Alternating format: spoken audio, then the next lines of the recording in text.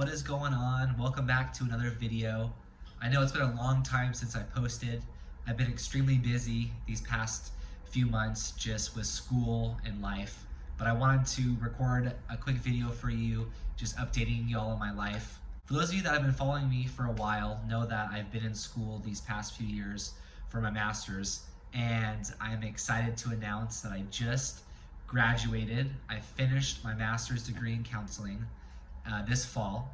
I won't walk and get my diploma until spring, but I am officially done with my master's. I turned in my final project paper 2 weeks ago, and this past week I've just been relaxing and celebrating with family, just celebrating Christmas. I hope all of you had a wonderful Christmas, and if you don't celebrate Christmas, I hope you had a wonderful holiday. But I wanted to also record this video and show you my final paper. For those of you that don't know what a final paper it is, usually when you go to a master's program, you have to write a big paper at the end, kind of like for doctorate programs, you have to write a dissertation. For a master's, you have to do a thesis, or my program called it a final project. After I turned it in, I ended up sending it in to get printed in a hard copy form. This paper I worked on for over a year. It is 75 pages, over 21,000 words, and this is it right here. I'm gonna try and get it a little closer. All right, so check it out. This is what it looks like. This is my big final project paper printed. So yeah, I'm extremely excited that I'm done with school. Very proud of this accomplishment. I would have never gone on to college if I had not broken my neck. I was able to get a wheelchair scholarship that helped pay for my college education. Thankful to God for redirecting my life to something greater, something bigger than I could have ever imagined. So anyways, just wanted to say that I'm done with school. I wanted to read a little bit from this for you guys. I want to read the abstract and the introduction. And what I wrote my paper on was people who have gone through extreme loss or suffered an acquired disability, such as a spinal cord injury, and can positive transformation occur after extreme loss? You know, can good things come from a really horrible experience? That was the focus of my paper. So this is the abstract. It's just a very short section. I know it's far away and hard to see, but I'm gonna read this really quick. All right, so the title of my paper: Living in a Body That No Longer Works, Exploring Post-Traumatic Growth and Resiliency Following Extreme Loss. There are about 12,500 new cases of spinal cord injuries every year in North America. Spinal cord injuries are often a sudden and life-changing event that causes significant life disruptions. A spinal cord injury happens when damage is done to the spinal cord that either temporarily or permanently causes paralysis in the body's function. The present study explored therapists' experiences working with clients with an acquired disability and how positive transformation and resiliency can occur following extreme loss. Semi-structured interviews with 3 participants working with clients who have acquired disabilities provided information on their personal and professional experiences working with this population. 3 overarching themes were identified: challenges navigating life after a traumatic event, finding a new path forward, and lessons learned from pain. The final results supported the existing literature that although spinal cord injuries significantly negatively impact an individual's life, post-traumatic growth can occur. All right, so this is my acknowledgements page. All right. First and foremost, I want to thank God for his guidance and for redirecting my life after breaking my neck. When I became paralyzed, I felt like my life was over. Growing up, I was not an academic student, and never in my wildest dreams would I have thought that I would someday have a master's degree. I'm so grateful to God for turning my tragedy into triumph.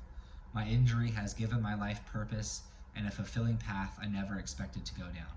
I want to thank my supportive family for being with me since day one, especially my mom.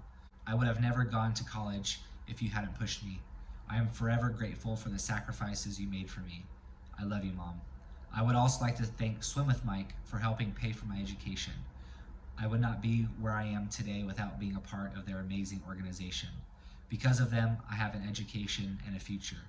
I also want to thank Penny from the Department of Rehabilitation for introducing me to Human Services. I would not be writing this acknowledgement if I had not got my bachelor's in Human Services. I want to thank my Nana for helping me write and proofread so many papers.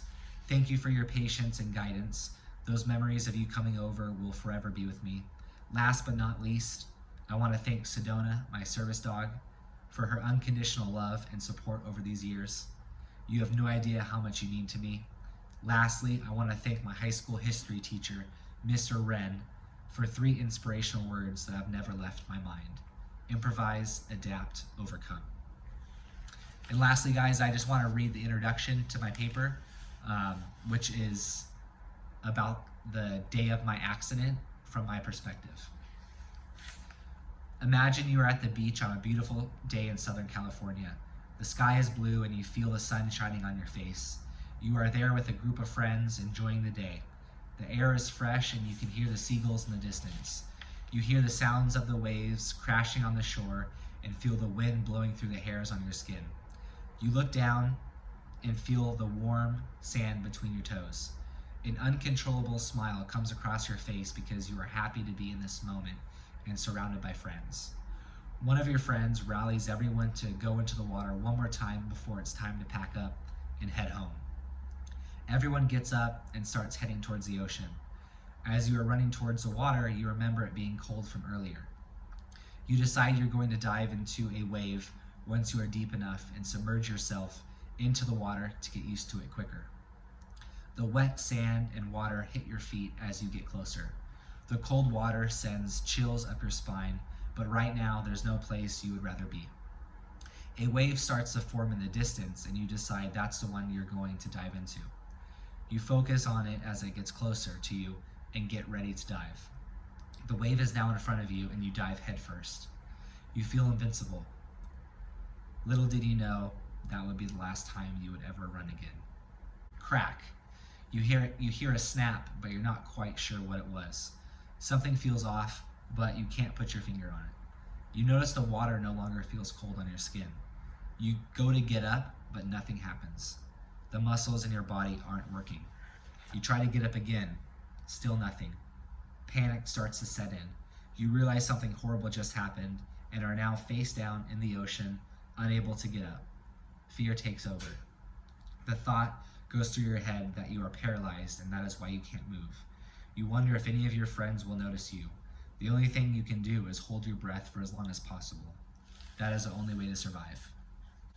You tell yourself not to freak out because it will only make matters worse. You don't know how long you've been underwater, but it feels like forever. I'm going to die today. You feel this light sensation on your back. You have no idea what it is, but a sense of hope fills you. All of a sudden, your body starts to flip over. You take a huge breath of air and are now staring directly into the sun. You notice your body being pulled out of the water. Everything is moving in slow motion. Waves are crashing over you as this unidentifiable person is pulling you to safety. Your body is covered in sand and you are dragged farther and farther away from the water. Out of the corner of your eye, you can see your arms above your head. The person who just saved you from drowning lets go of them. They fall to the ground as lifeless arms. You can see they are attached to your body, but you can't move them. They feel like 1,000 pounds. You tell yourself this can't be real and you must be dreaming, but deep down you know this isn't a dream. The unidentifiable person is now standing over you. You realize it was your best friend who was running next to you as everyone was running towards the water. You go to speak, but no words are coming out of your mouth. By now, your group of friends are out of the water, standing around you to see what's going on. For some reason, you feel a little embarrassed. Your voice isn't working, so you keep mouthing, I can't move, I think I'm paralyzed. Your friend realizes what you are saying and runs off to get a lifeguard. The lifeguard arrives and asks what happened. No one knows but you still can't speak. Shock takes over. You just keep repeating, I can't move, I think I'm paralyzed. The lifeguard realizes the situation and goes to call 911. You're laying in the sand on your back trying to understand what just happened. You think about your family and how much you love them. You miss them so much right now and want them to be here with you. The sun is beating down on your face. A few minutes ago, you were just smiling and thinking to yourself how there's no place you would rather be. You hear the ambulance in the distance. A sense of relief comes over you, knowing help is on the way. But no, whatever happened to you is serious. It is a weird feeling hearing the sounds of an ambulance in the distance getting louder and louder, knowing they are coming for you. The ambulance arrives. Right away, they put a neck brace on you. Strangers are all around you talking. You feel your body get lifted onto a stretcher. The medics strap you down. Your friends are no longer next to you. The sky starts moving as the medics carry you off the sand onto the ambulance. The ambulance is cold and smells like a hospital. You feel tired but fight to stay awake. The ambulance starts moving and you hear the loud sirens again. You know you are safe and in good hands, but that doesn't change what happened. An oxygen mask goes over your face. You start to feel tired again, but don't fight it this time. You feel yourself doze off and say a prayer, hoping this is just a nightmare. The scenario above is the experience of the writer. So that is a little brief introduction to my paper, my thesis paper for my master's program.